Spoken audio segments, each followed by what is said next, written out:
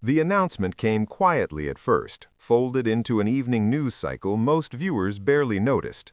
Federal officials confirmed that over a period of just 5 weeks, more than 2,500 undocumented individuals had been taken into custody across Minneapolis as part of coordinated enforcement actions. At the same time, the Department of Homeland Security acknowledged that thousands of federal officers had been deployed into the region. Behind the scenes, the federal government was preparing for something far more explosive. The president publicly warned that if unrest escalated, he would consider invoking extraordinary authority, including the possible use of federal troops. Hundreds of additional personnel were already on standby, waiting for a single order. To the public, it sounded like political theater.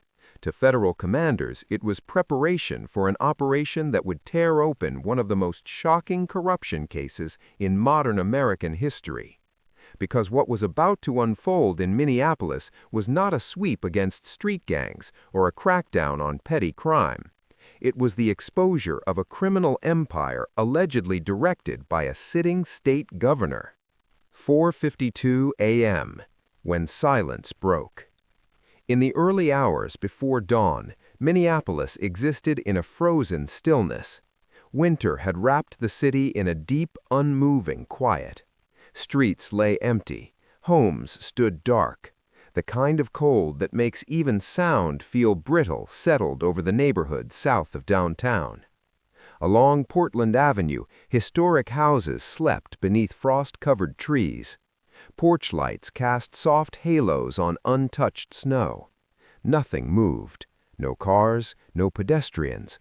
No hint that the city was seconds away from awakening to a federal shock wave. At 4:47 a.m., a convoy of unmarked black SUVs rolled silently into position. Headlights dimmed blocks away. Engines idled low. Doors opened without slamming. More than 500 federal agents from the FBI, ICE, DHS, and specialized tactical units spread into formation with mechanical precision. Their presence did not resemble routine policing. It felt closer to the opening phase of a military operation. These were not officers serving warrants on suspects expected to surrender quietly. Their gear told a different story. Reinforced assault armor, ballistic shields, night vision optics, breaching tools, and the controlled movements of people trained to expect resistance. What made the scene almost surreal was not the scale of the force. It was the target. The agents were surrounding the private residence of a 46-year-old Somali-American governor, a man celebrated publicly as a reformer, praised across communities, and widely regarded as a symbol of progress and opportunity. At 4:52 a.m., the final encrypted command came through. The operation began. The house that wasn't a home. A flashbang detonated in the entryway, rattling windows and sending vibrations through the frozen ground. Car alarms erupted up and down the block.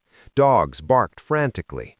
Lights flicked on in neighboring homes as residents jolted awake, unaware that the danger had not arrived from outside. It had been living among them. Federal agents advanced in a tight formation toward the entrance.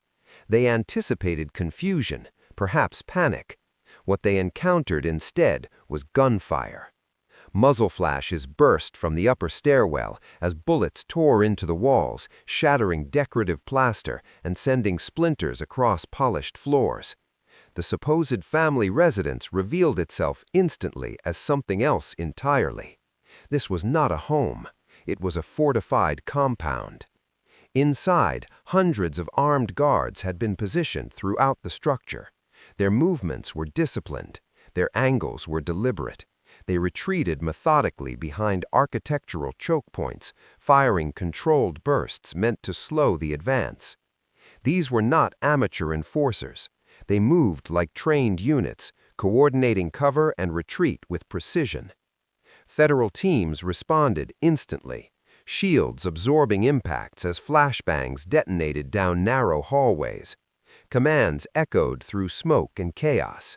"Drop your weapon. Hands where we can see them." Room by room, the agents pushed forward. Within 11 minutes, the gunfire faded. The defenders withdrew or were neutralized. The mansion fell silent once more. But what agents found after the shooting stopped was far more alarming than the battle itself. On the second floor, a guest bedroom concealed a false wall. When agents breached it, even veterans with decades of experience stood motionless. Industrial crates were stacked from floor to ceiling.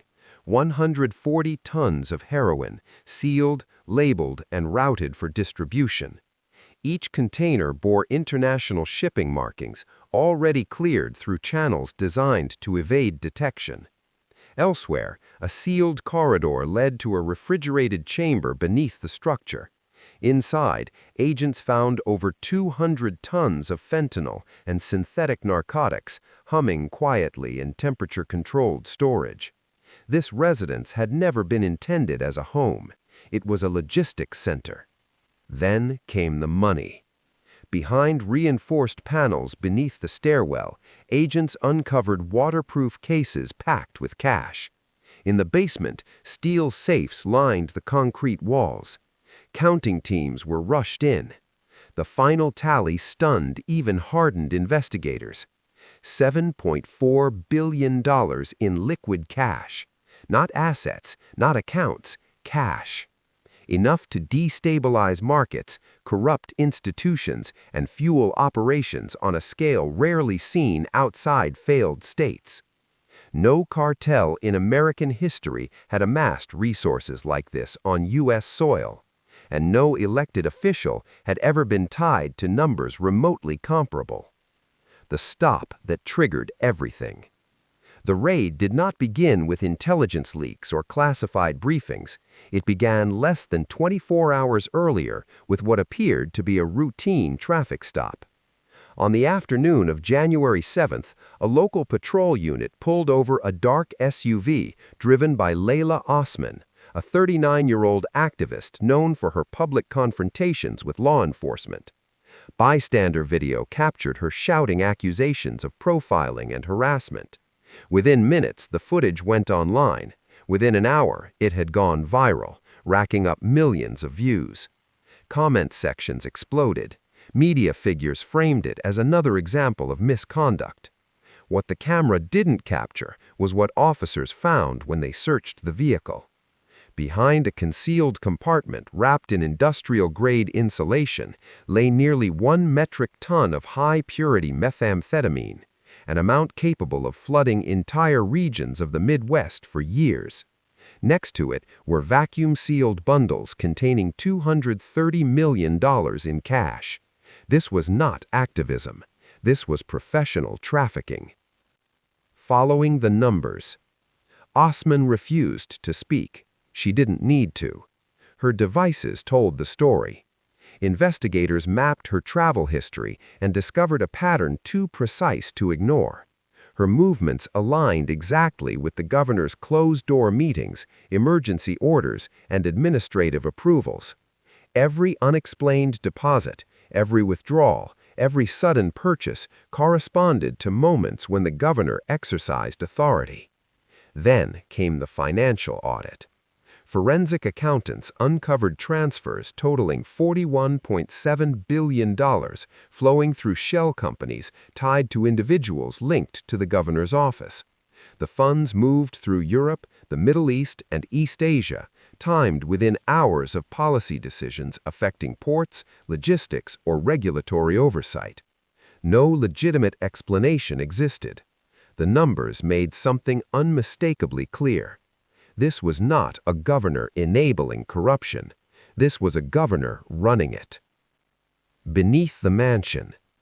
As teams cataloged narcotics and cash, specialists focused on something even more disturbing. Thermal imaging revealed a massive heat signature beneath the property, too large and uniform to be infrastructure failure. Agents cleared snow and ice from a section of concrete behind the detached garage. A hydraulic mechanism emerged. When activated, the slab shifted aside, revealing a reinforced tunnel descending into the earth. It was wide, lit, ventilated, not an escape route, infrastructure. The governor's computers confirmed it. His residence was the command center for a statewide smuggling corridor that had operated for nearly a decade. Shipments bypassed safeguards in minutes using legitimate credentials. Nothing was forged, nothing was hacked. Everything was legal on paper. Race against the clock. One final alert flashed red on the seized systems. A major shipment was scheduled to clear the port in less than 90 minutes. There was no time for deliberation. At 6:22 a.m., federal convoys tore toward the harbor as dawn began to lift the fog from the water. Agents breached gates, split into teams, and encountered immediate resistance. Gunfire echoed between steel containers. Sparks flew from crane arms. Within minutes, the defenders were overwhelmed.